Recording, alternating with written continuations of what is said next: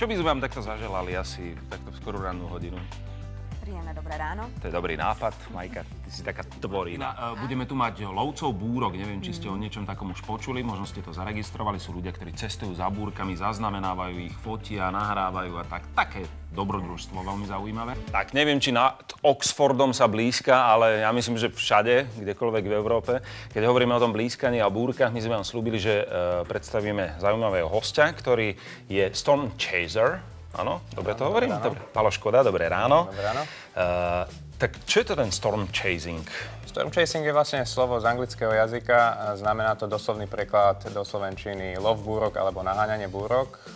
Vzniklo to vlastne v Spojených štátoch amerických, keďže tam majú veľmi divoké počasie a dneska to patrí k veľkému hobby niektorých mladých, ale aj starších ľudí, naháňať tieto búrky a sledovať ich vlastne tak. Ja som predpokladal, že to všetko teda prišlo z Ameriky, lebo odtiaľ máme možnosť vidieť aj nejaký, tam sú aj lovci tornád, potom dokonca to už je také úplne fakt ako adrenalinové dobrodružstvo, veľmi nebezpečné, tí majú zrejme aj nejaké úplne mimoriadne prístroje na to, aby to mohli nejakým spôsobom zaznamenávať. A ako fungujete vy?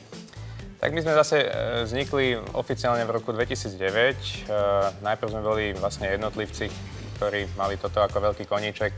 Prišla nejaká búrka alebo bolo niečo divoké sa dialo v počasí, tak sme teda vybehli a začali sme to pozorovať, ale minulý rok sme sa vlastne dali dokopy 6 ľudia. Sme dokopy 6. Založili sme projekt StormChasers.sk. Máme vlastnú aj web stránku, tam chceme prezentovať naše videá, ktoré teraz je vidieť v pozadí na obrazovke. Áno, to som sa chcel rovno opýtať, že či to sú už vaše videá? Áno, to sú búrky zaznamenané na našom území? Na našom území, v okolí Bratislavy všetky. Fújha, a to vyzerá hrozostrašné. No.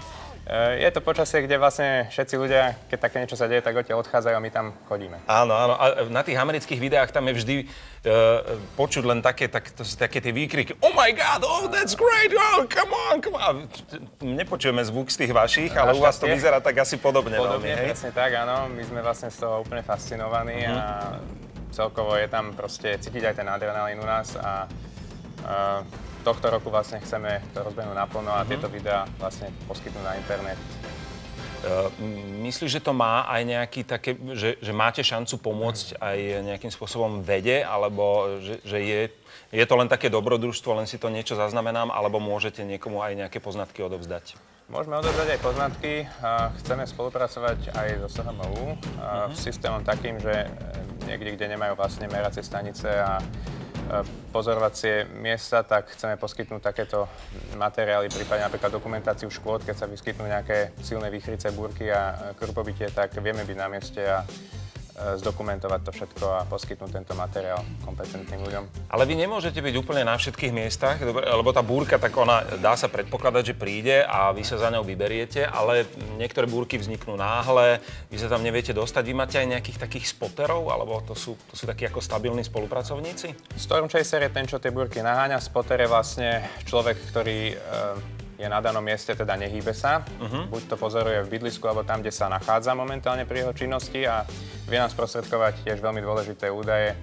V prípade, že tá búrka vznikne skore a my tam nemáme možnosť prísť, napríklad taký východ Slovenska, tam by sa nám títo ľudia hodili, pretože je to trošku komplikované z Bratislavy.